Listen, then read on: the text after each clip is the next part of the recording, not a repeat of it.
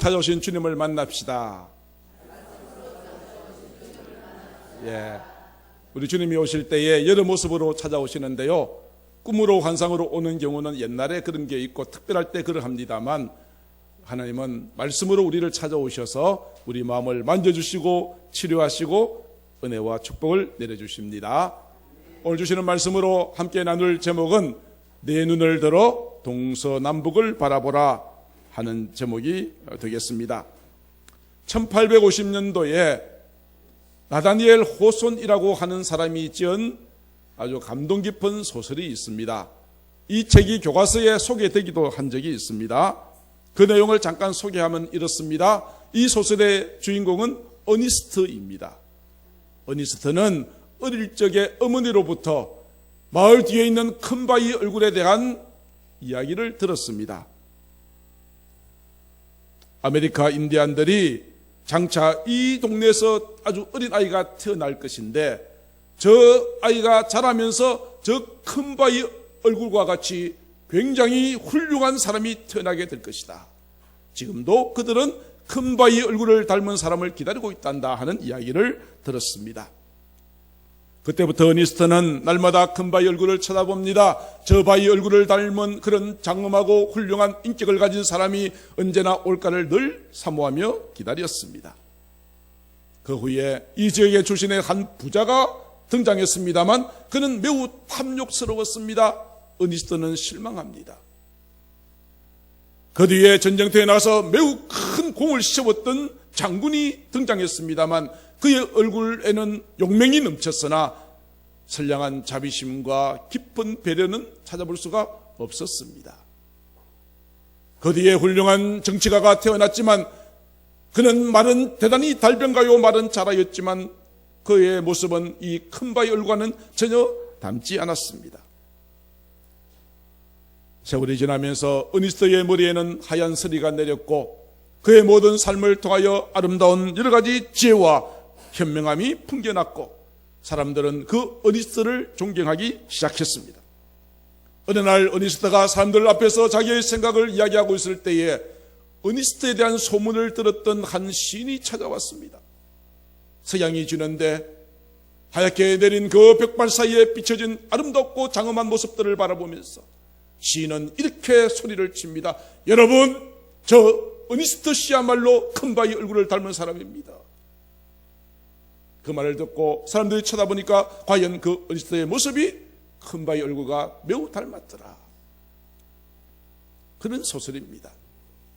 사람은 내가 날마다 무엇을 바라보느냐에 따라서 그 사람의 인생이 바뀌어집니다. 날마다 돈을 바라보는 사람은 돈의 노예가 되고 날마다 하늘을 바라보는 사람은 하늘의 사람이 되어서 놀라운 비전을 가지고 세상을 이끌어 나갈 수 있는 훌륭한 영적 지도자로 쓰임을 받게 되는 것입니다. 오늘 본문에는 두 사람이 등장합니다. 아브라함과 롯입니다.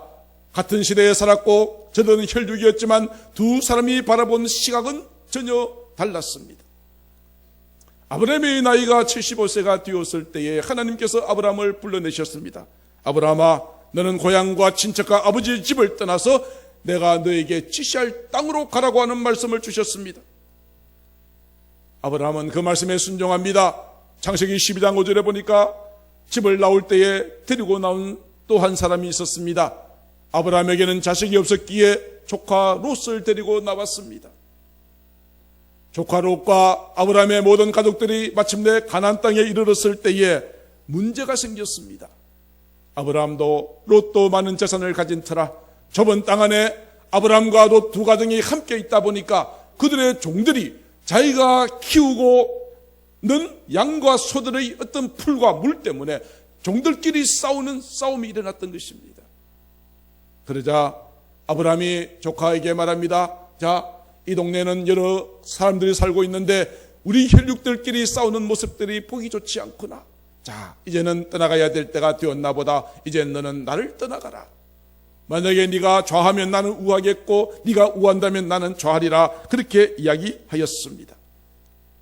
롯에게 우선권이 주어졌습니다. 선택권이 주어졌습니다. 롯이 과연 무엇을 바라보며 무엇을 선택해야 했는가? 오늘 보면 창세기 12장 10절에 보면 이렇게 말씀이 나옵니다. 롯이 눈을 들어서 살펴보고 있는데 요단 땅 쪽을 쳐다보니까 그곳에 물이 넉넉하였습니다. 많은 풀들이 자라서 자기의 양들 먹이기에 충분한 풀과 물이 있는 것을 보았습니다. 그래서 그는 그 땅을 선택했습니다. 그래서 롯이 간 곳은 소돔 땅입니다. 그리고 아브라함이 남아있는 곳은 하나님께서 주셨던 가나안 땅이었습니다. 땅의 것을 바라보고 땅의 것을 선택하였던 롯은 어떤 결과를 초래하였을까요? 창세기 19장 24절 이하에 보면 소돔 사람들은 죄인들이라 악하였기 때문에 하나님께서 하늘로부터 불과 유황으로 그 소돔 땅을 멸망시키기로 작정하셨습니다. 그 땅에 누가 살고 있었죠? 롯이 살고 있습니다. 그렇게 되자 어쩔 수 없이 모든 하늘로부터 임하는 불과 유황으로 말미암아 그 소돔 땅에 있는 모든 백성들과 모든 것들을 다 하나님께서 멸망시키셨습니다. 그 가운데 롯의 아내는 롯은 겨우 빠져나왔지만은 자기가 가지고 있던 모든 소유물은 불에 타버리고 자기의 아내는 소금기둥이 되고 두 딸과 함께 겨우 구원받는 부끄러운 구원을 받는 자가 되고 말았습니다. 땅의 것을 바라보는 자, 이 땅의 모든 것이 다 사라지는 순간 우리는 가장 비참한 인생의 결말을 맞이할 수밖에 없다는 사실을 우리에게 보여주고 있습니다. 그러나 아브라함은 어떻게 하였습니까? 조카는 땅의 것을 바라보고 땅의 것을 떠났다가 마침내 멸망당하고 말았지만 아브라함은 하나님의 약속의 말씀을 붙들었습니다. 하나님을 바라보았습니다. 내가 너에게 복 주시라고 하신 그 말씀을 붙들었습니다. 그 결과 아브라함은 하나님의 큰 복을 받게 되었고 믿음의 조상이 되는 귀한 은혜를 받게 되었던 것입니다. 사랑하는 성도 여러분들이여, 여러분들은 지금 무엇을 바라보고 달려가고 계십니까? 세상에 잠시 있다가 없어질 것을 위해서 달려가신다면 여러분의 시선을 이제 아브라함처럼 하나님께로 돌리시기를 주의 이름으로 축복합니다. 오늘 그 하나님께서 여러분들과 함께 하십니다. 여러분의 모든 삶을 축복하십니다. 여러분을 통하여 이 시대에 놀라운 하나님의 뜻을 이루어가기를 하나님은 원하고 계십니다. 자, 그런데 이제 롯이 떠나가 버리고 난 다음에 홀로 남은 아브라함을 생각해 보십시다. 자식처럼 롯을 그렇게 아꼈습니다. 사랑했습니다. 의지했습니다. 그런데 선택권을 주자마자 마치 기다렸다는 듯이 뒤도 돌아보지 않고 소돔 땅으로 떠나가 버리고 남아있는 그 아브라함의 마음속에 찾아온 것은 무엇이었을까요? 외로움이었습니다. 외로움이었습니다. 여러분들도 수많은 외로움을 경험하신 적이 있으실 것입니다. 어느 때에 외로움을 느끼십니까? 직장을 잃어버리고 무거운 발걸음을 가지고 집으로 돌아올 때 느끼는 마음, 외로움일 것입니다. 사랑하는 사람을 먼저 천국에 보내고 난 뒤에 장례식을 치르고 돌아오는 그 마음은 외로움이 가득할 것입니다. 사랑하는 자녀를 결혼을 시키고 결혼식을 마치고 집에 돌아와 자녀가 머물던 그 빈방을 쳐다볼 때에 우리 마음속에 외로움이 있을 것입니다. 가까이 했던 사람이 나를 배신하고 떠나가 버릴 때 중환병에 걸려서 죽음을 기다리고 있는 그 순간 우리 마음속에는 외로움이라고 하는 것이 찾아오게 됩니다. 외로움은 우리의 삶의 의욕을 꺾어버립니다. 우리의 인생을 잿빛으로 만들어버립니다. 무엇이 옳고 무엇이 그른지, 무엇이 좋고 무엇이 나쁜지, 내 삶의 우선순위가 어떤 것이 되어야 하는지에 대한 판단력도 다 잃어버리게 만드는 것이 외로움입니다. 이 외로움은 사람을 우울하게 만들고 때로는 이 우울증을 견디지 못하면 내 목숨을 끊어버리는 그런 결과를 가져오기도 하는 것입니다. 아브라함, 그는 조카 롯이 떠나고 난 다음에 외로움에 붙잡혀 있었습니다. 그러나 그때 하나님께서 아브라함을 찾아가셨습니다. 여러분의 삶이 힘들고 고단하십니까? 그 순간이 하나님께서 여러분을 찾아오시는 시간입니다. 그분을 만나시게 되기를 바랍니다. 하나님이 오늘도 내 마음이 곤고하오니 오늘도 나를 만나주시고 나를 만져주시옵소서. 내 마음의 모든 어둠의 악한 영의 권세가 떠나가게 하시고 날마다 광명한 빛 가운데 걸어가는 우리의 삶이 되게 하여 주시옵소서. 하나님께서는 성경을 보면 항상 사람보다 먼저 찾아오시더라고요. 창세기에 보면은 아담과 하와가 하나님께서 따먹지 말라고 한 선악과 열매를 따먹었습니다. 불순종했습니다. 그러고 나니까 하나님의 소리를 듣고는 부끄러워서 무서워서 숲속 뒤에 숨었습니다. 그때 누가 찾아오셨죠? 하나님께서 찾아오십니다. 아담아, 네가 어디 있느냐? 아담과 하와를 찾으신 하나님께서는 그들에게 가죽 옷을 입히셨습니다. 마땅히 아담과 하와가 하나님 앞에 먼저 나아가야 했습니다. 하나님, 내가 그만 깜빡 뱀에게 속아서 하나님의 말씀을 어겼습니다라고 나아가야 했지만은 범죄하여 숨어있는 아담과 하와를 먼저 찾아가신 분은 하나님이셨습니다. 갈멜산에서 위대한 승리를 거두었던 엘리야, 그러나 이세벨이라고 하는 한 여인의 협박에 그만 탈진해버렸어. 광야로 가서 로뎀나무 아래에 누워있는 엘리야를 찾아가신 분도 하나님이셨습니다. 주의 사자를 보내어 떡과 물을 주면서 새로운 사명을 긋게 만드셨던 분이 하나님이셨습니다. 예수님을 3번이나 부인했던 이 죄책감 때문에 고향으로 가서 고기 잡고 있는 베드로를 찾아가셨어. 요한의 아들 시몬아, 네가 나를 사랑하느냐 3번 물으시고, 예, 내가 주님을 사랑합니다. 그 고백을 들으시고 난 다음에 그의 모든 자격을, 사도의 자격을 박탈시키신 것이 아니라 내 양을 먹이라고 새로운 사명을 주셨던 분이 우리 주님이십니다. 이미 5 남자와 함께 살았지만 인생에 만족감이 없었던 여인, 6번째 남자를 만났지만 여전히 인생의 깊은 갈증 가운데 있던 한 여인, 사마리아에 있는 수가성 여인을 찾아가셔서 그의 영혼에 끊임없는 인간의 갈증을 해결하여 주시고 그의 인생을 새롭게 만들어 주셨던 주님이십니다. 높은 지위와 많은 돈을 가지고 있었던 세리장 삭개오, 돈이 많았고 그는 세리장이라고 하는 높은 지위와 명예를 가졌지만 그 마음이 만족할 수가 없었어. 주님 오신다는 소식을 듣고 뽕나무 위에 올라갔다가 주님을 만났습니다. 주님이 그 삭개오의 집에 들어가셨습니다. 주님을 만난 순간부터 삭개오 인생이 바뀌었습니다. 내 생명처럼 여기던 돈을 다 가난한 사람들에게 나누어 주고 주님을 따르는 자가 되었습니다. 사랑하는 성도 여러분들이요, 오늘 여러분들이 힘들고 어려울 때에 바로 그 순간에 우리 주님은 찾아오십니다. 모든 사람이 다 나를 떠난다 할지라도 주님은 떠나지 아니하시고 저와 여러분을 찾아오십니다. 여러분을 만져주십니다. 여러분을 치료하십니다. 여러분의 인생을 새롭게 하십니다. 사망의 음침한 골짜기에서 여러분을 건져내시고 구원해 주십니다. 당당하게 새로운 인생길을 걸어갈 수 있게 만들어주시는 것입니다. 내가 연약할 그 순간이 주님이 오시는 시간입니다. 내가 연약할수록 더욱 귀히 여기사 높은 보좌 위에서 낮은 나를 보시네. 날 사랑하심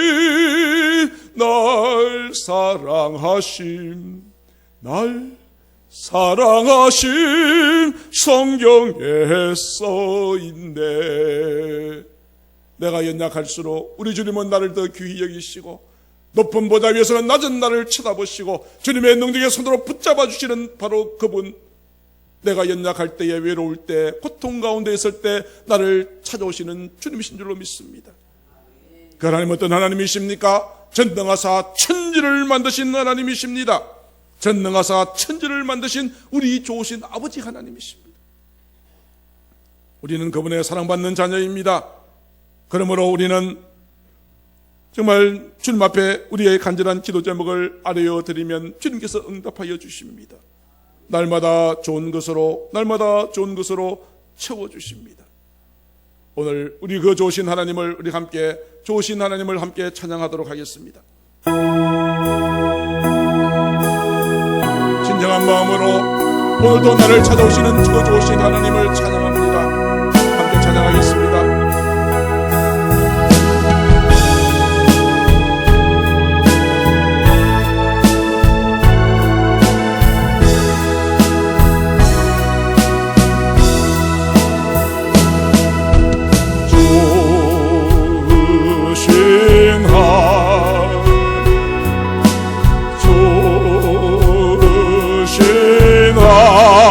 하나님 참 좋으신 나의 하나님,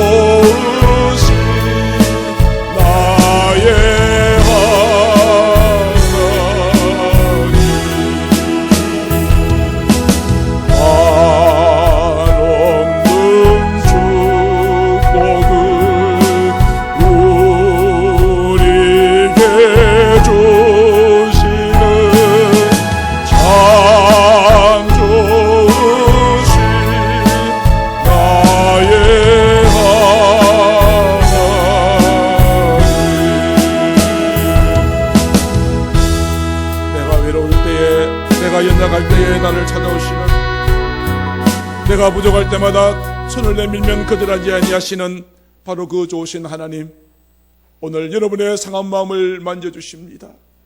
내가 힘들고 지쳐 일어설 힘이 없을 때 주님이 나를 찾아오셔서 나의 손을 붙잡아 주시고 나의 연약한 무릎을 강하게 하시고 나를 이끌어 가시는 좋으신 하나님, 오늘 여러분 이 시간 이 예배를 통하여 그분을 인격적으로 만나시게 되어지기를 주님의 이름으로 축복합니다. 아멘. 오늘 그 좋으신 하나님께서 이제 외로움에 빠져있는 아브라함에게 놀라운 비전을 허락하여 주십니다. 오늘 보면 14절에 나와 있습니다. 너는 눈을 들어 너 있는 곳에서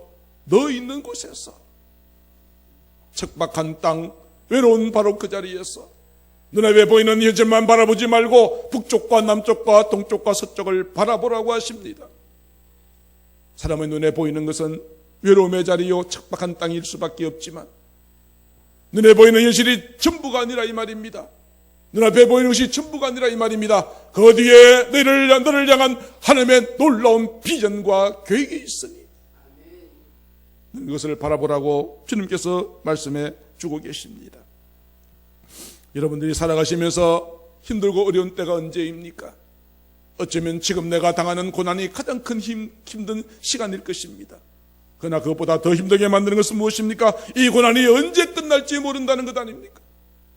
오늘 하루만 고통을 겪으면 내가 견딜 수 있겠습니다. 이를 꽉 까물고 내가 인내로 견뎌낼 수 있겠지만 이 고난이 언제 끝날는지, 오늘 끝날는지, 한 달 걸릴는지, 1년 걸릴는지 알지 못할 때에 우리 마음속에 찾아오는 이 모든 절망감, 그러나 그 뒤에 우리가 눈을 떠서 바라봐야 할 것은 무엇입니까? 내 눈을 들어 너 있는 곳에서, 여러분이 처한 현실 가운데서 머물러 있지 말고 낙심하지 말고 동서남북을 바라보라.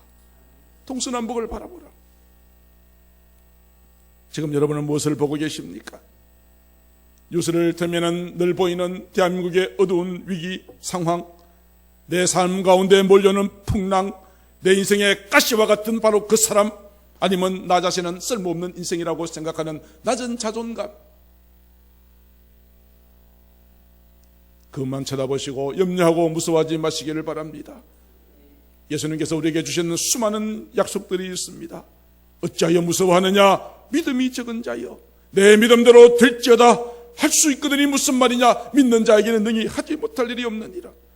너에게 겨자씨만한 작은 믿음만 있어도 이 산들로 바다에 던지우리라. 네가 믿으면 하나님의 영광을 보리라. 우리 주님께서 수없이 많은 믿음의 약속을 우리에게 주셨습니다. 히브리서 기자는 이렇게 말합니다. 믿음은 바라는 것들의 실상이요 보지 못하는 것들의 증거입니다. 아브라함에게 눈에 보이는 것은 없었습니다. 분명히 보이는 것도 없었습니다. 그러나 믿음은 바라는 것들의 실상. 무엇을 바랐습니까? 하나님의 약속의 말씀을 바랐기에, 그에는 후손의 축복과 복의 근원이 되는 축복과 가나안 땅의 축복을 주실 것을 바랐기에, 아브라함은 그 가운데서도 땅의 것을 선택한 롯과는 다른 길을 걸어갈 수 있었던 것입니다. 오늘도 우리가 이 모든 것을 바라볼 때에 아브라함에게 약속하셨습니다. 네가 보이는 땅을 너와 내 자손에게 주겠다. 그리고 내 자손의 땅에 티끌 같게 많게 하겠다. 이것이 아브라함이 바라보았던 하나님의 약속이었습니다. 사랑하는 성도 여러분들이여, 말씀을 읽을 때 들을 때마다 내게 주신 하나님의 음성을 듣고 그분의 약속의 말씀을 굳게 붙드시기를 바랍니다. 여러분의 현실 뒤에 하나님의 놀랍고 위대한 계획과 아름다운 비전이 있음을 바라보는 자들은 어떤 고난 앞에서도 결단코 넘어지지 않을 줄로 믿습니다. 또 우리가 바라봐야 될 것이 있죠. 예수님께서 말씀하신 것이 있죠. 너는 눈을 들어 밭을 보라. 휘어져 추수하게 되었도다. 추수 때가 언제입니까? 이 세상 마지막 날입니다. 주님 오실 그 날입니다. 추수해야 될 대상이 무엇입니까? 예수 믿지 않는 자들, 이 세상 마지막 날이 되면 주님을 믿지 않는 자들은 지옥에 떨어집니다. 믿는 자들은 알곡은 곡간에 들어가고 쭉정이는 불에 던져집니다. 영원히 끄지 않는 지옥불에서 고통당하고 있는 바로 그 사람들 가운데 여러분의 부모님, 여러분의 사랑하는 자녀, 남편과 아내, 사랑하는 이웃들이 있다면 어쩌시겠습니까? 바라보라고 하십니다. 추수할 것이 많다고 하십니다. 주님의 때가 가까이 왔으니 우리가 믿지 않는 자들을 향하여 담대히 나가야 한다는 것입니다. 내 형제와 나 가까운 사람이 이런 고통을 당하는 것을 보면서도 밤에 잠이 잘 오고 음식이 맛이 있다면 이것이 정상이겠습니까? 안타까운 마음을 가지고 추수해야 될 수많은 영혼들을 건져내야 될 줄로 믿습니다. 그래서 우리가 토요일과 주일날 그렇게 전도하자고 말씀드린 것 아닙니까? 하나님께서는 아브라함에게 바라보기만 하지 말라고 하십니다. 마지막으로 한 가지 더 도전을 주십니다. 믿음으로 나아가라는 것입니다. 오늘 보면 17절, 너는 이제 일어나라.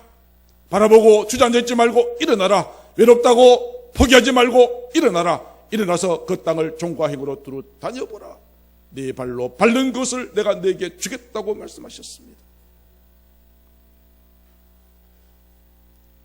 우리는 어디로 나아가야 되겠습니까?